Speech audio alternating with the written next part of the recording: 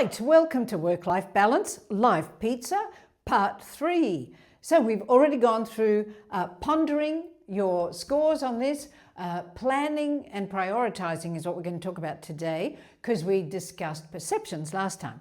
So having looked at your life pizza at each of these segments and ranked out of 10 how well you are doing with them and where you're out of balance, you know, like if you're doing 8 out of 10 of your time is working, then you're way out of balance with everything else. But you know, let's say you've got 5 out of 10 you're working, 3 out of 10 your family. Well, you haven't got time for your friendships, and you haven't got time for your health, and well, this is sliding, but I better give it a 1. And spirituality, well, all right, 1. Now, those of you who are perfectionists have probably counted the numbers I said, and I'm probably not at 10. And if I'm not, I want you to take a breath, find some peace inside you, and allow the imperfection of my numbers to exist without judging it and without going into it. And just laugh, because play is so important for us. We take ourselves so seriously. Everything is so profound, and another P word, everything is so profound and deep and difficult and challenging, and we focus on anything that's negative. And we forget to play. We don't prioritize play, which comes in with friendships, comes in with family.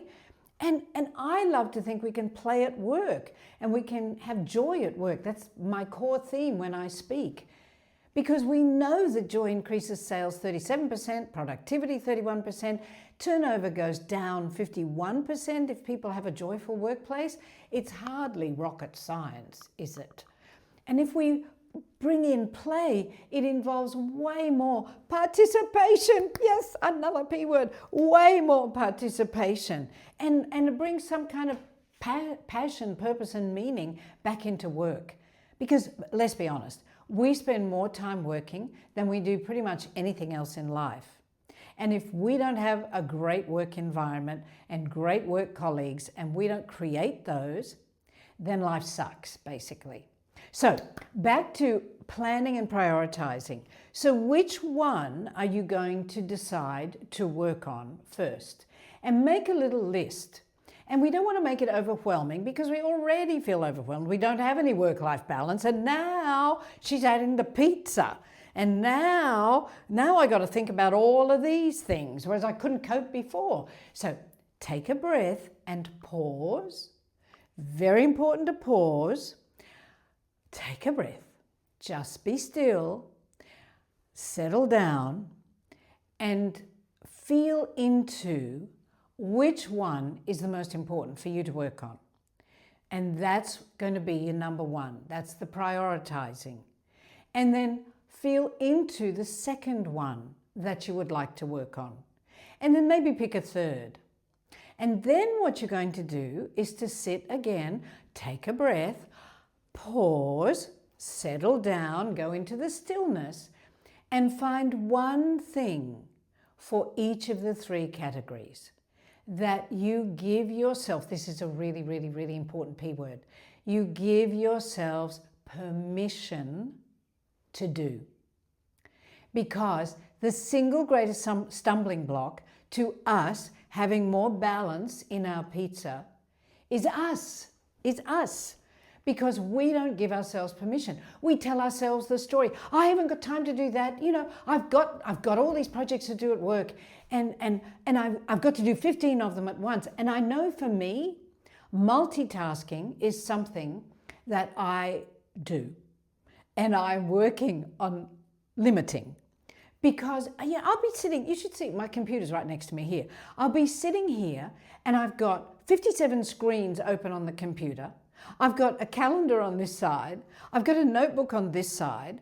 I'll be working my way through emails, and then I'll think, I haven't done this, or I haven't done that. And I'll go off and I'll do that on a tangent, and then I'll come back, and then I'll do something else, come back, then tangent, come back. And by the time I finish the day, I feel like I've achieved nothing.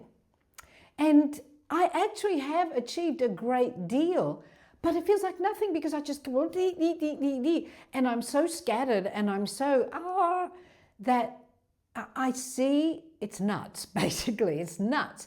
And Lao Tzu did say, we teach best what we most need to learn.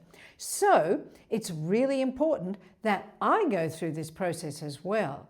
And if you can find a way to focus in and prioritize one thing at a time and be very, big P word coming up, present.